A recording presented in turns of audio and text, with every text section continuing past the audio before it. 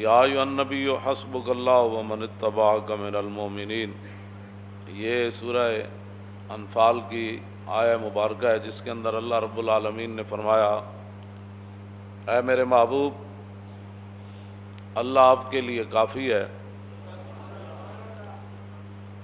اور مسلمانوں میں سے، مومنوں میں سے وہ کہ جنہوں نے آپ کی پیروی کی، ان کی غلامی آپ کے لیے کافی ہے۔ مفسرین نے لکھا کہ یہ حضرت فاروق اعظم رضی اللہ تعالی عنہ کے ایمان لانے پر آیہ کریمہ نازل ہوئی۔ نبی علیہ الصلوۃ والسلام نے اللہ رب العالمین سے دعا مانگی، یا اللہ ایک عمر دے دے، اسلام کا کام ہو جائے گا۔ اللہم اعز الاسلام بعمر ابن الخطاب۔ قیامت تک کوئی بھونکتا رہے، کسی کے بھونکنے سے کیا ہوگا؟ قیامت تک کوئی پیشاب میں منہ مارتا رہے، اسے ہمیں کیا غرض ہے؟ کہ جب رسول اللہ نے اللہ سے دعا مانگی، یا اللہ عمر کے ذریعے اسلام کو عزت دے دے۔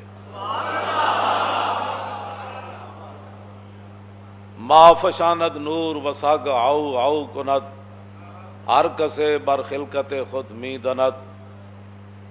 پوری دنیا اور زمین آسمان اور کائنات کا ہر ذرہ حضرت عمر کو جانتا ہے، ان کی غلامی کو بھی جانتا ہے، رسول اللہ کے ساتھ وفاداری کو بھی جانتا ہے، اور رسول اللہ کے دین کا جو انہوں نے کام کیا ساری دنیا جانتی ہے، پہاڑ بھی جانتے ہیں، اور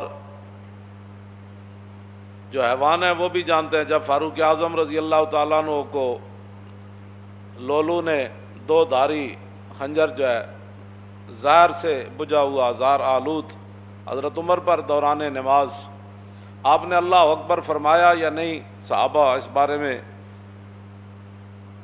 واضح طور پر یہ بات ارشاد نہ فرما سکے کہ حضرت عمر نے اللہ اکبر فرمائی یا ابھی ہاتھ ہی اٹھائے تھے تو اس نے آپ پر حملہ کر دیا دوران نماز، تو آپ کا جسم مبارک جو ہے وہ کٹ گیا اور آپ مصلی رسول کے ساتھ ہی گر پڑے۔ تو بعد میں صحابہ پھر ایک حکیم کے پاس گئے، آپ کے علاج کے لیے دور دراز اسے لینے کے لیے گئے کہ بھئی آپ آئیں حضرت عمر کا علاج کریں۔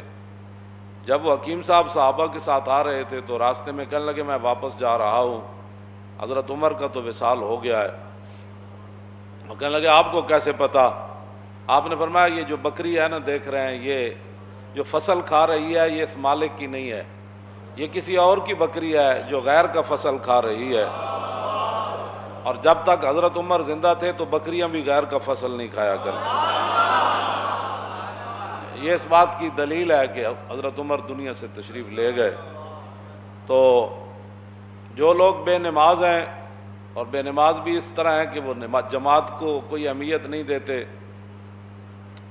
کوئی شرعی مجبوری ہو تو وہ تو ہے، میں سب کے ساتھ یہ میں خطاب کر رہا ہوں، پوری امت کے ساتھ، کہ فاروق اعظم رضی اللہ تعالیٰ عنہ شدید زخمی ہو کر گر پڑے، اور لولو کو پکڑتے ہوئے مجوسی کو اور بھی صحابہ شہید ہو گئے۔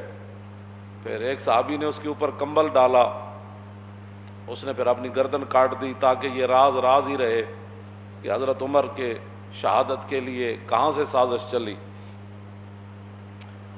تو بات جو میں کرنے لگا ہوں بہت بڑی بات ہے، اگر کسی کو سمجھ آ جائے کہ فاروق اعظم رضی اللہ تعالیٰ عنہ کو اگر بر وقت صحابہ اٹھا کر گھر لاتے، بر وقت علاج معالجہ ہوتا،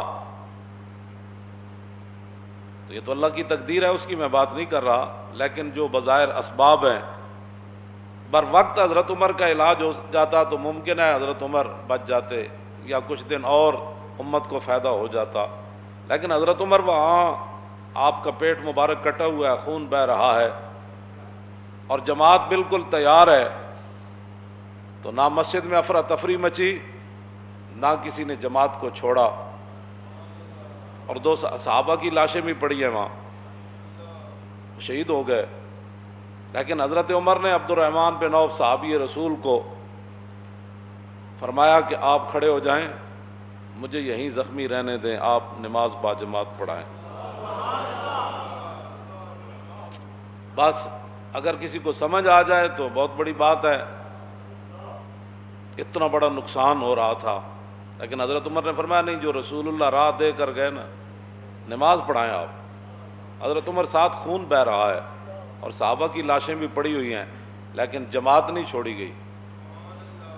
اور آج مسلمان ہر چیز چھوڑ کر جو ہے وہ چاہتے ہیں کہ مسلمانوں کی عزت ملے، ایسے نہیں ہوگا، ایسے نہیں ہوگا۔ انہی راستوں پر چلیں گے تو عزت بنے گی۔ باطل نظریات اور باطل فلسفوں پر اسلام کی عمارت کبھی بھی تعمیر نہیں ہوگی، چاہے وہ سارا پاکستانی یونیورسٹیاں بن جائے اور ساری تسبیح لے کر بیٹھ جائیں، ایسے کبھی بھی نہیں ہوگا۔ راستے وہی ہیں جن پر صحابہ چلے، مستند راستے وہی مانے گئے جن سے ہو کر تیرے دیوانے، بس۔ اور لوٹ آئے جتنے فرزانے گئے، اور تاب و منزل صرف دیوانے گئے۔ مستند راستے وہی مانے گئے۔ کوئی لاکھوں قیامت تک بڑبڑ کرتا رہے اور لاکھوں نئے نئے نظریات نکالتا رہے، نظریات وہی ہیں، راستے وہی ہیں جن پر صحابہ چلے، اور چل کر پوری دنیا کو بتایا کہ کی محمد سے وفا تو نے تو ہم تیرے ہیں، یہ جہاں چیز ہے کیا لوح و قلم تیرے ہیں۔ اب تو مسجدوں میں جمعہ پڑھنے کے لیے بھی لوگوں کو پریشانی ہوتی ہے کہ مسجد وزیر خان میں لبیک والے جمعہ پڑھنے نہ جائیں۔ گلائے جفائے وفا نما حرم کو جو اہل حرم سے ہے، کسی بت کدے میں بیان کروں تو صنم بھی کہہ دے ہری ہری۔ اور میں کیا جڑے پہلے تمبو تھے لگتے سن وہ بھی نہیں، آرڈر ہویا بھی یہ تمبو بھی نہیں لانے، کیونکہ مسلمانوں نے یہاں آج اپنا شوکت اسلام کا اظہار کرنا ہے۔ ہاں جی، اقبال کہندا شکوہ عید کا منکر نہیں ہوں میں، مگر قبول ہے فقط مرد حر کی تکبیریں۔ اقبال کہندا میں عید اجتماع دا میں منکر نہیں، لیکن اللہ اکبر بھی جنیاں دی قبول ہوندی۔ ہاں جی، جڑا اقبال مڑ مڑ کہندا اے حلقہ درویشاں او وہ مرد خدا کیسا، او حلقہ درویشاں او وہ مرد خدا کیسا، او جس کے گریباں میں ہنگامہ رستا خیز، جو ذکر کی گرمی سے شمع کی طرح روشن۔ اقبال کلندر لاہوری ایویں نہیں گل کیتی۔ دسو یہ ٹرمپ نو بھی اگر گل پتہ لگے نا کہ مسلمان جمعہ پڑھن جا رہے سن تے سرکاری سطح تے جڑے تمبو لگتے سن وہ بھی روک دیتے گئے، تے ٹرمپ کہے گا اسی بھی اسلام دے اتنے دشمن کوئی نہ، اسی تانوں اپنے چرچ دیتے نمازاں پڑھن واسطے اور تسی اپنی مسجداں وچ نمازاں پڑھن تو روک دیو۔ اوتھے کوئی جناب کوئی ہنگامے تے نہیں سن ہو رہا ہے، نہ کوئی تے بات ہو رہی سی۔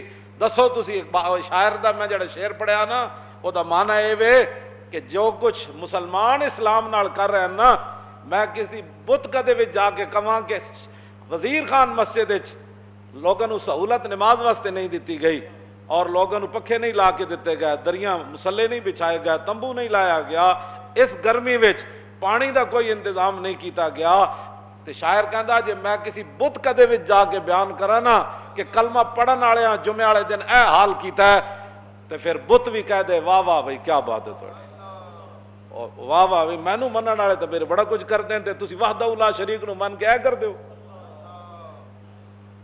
بہرحال اپنے آپ امت مسلمہ جب تک نہیں بدلے گی ایسے ذلیل برباد ہوتی رہے گی۔ راستے وہی ہیں جن پر حضور کے غلام چلے۔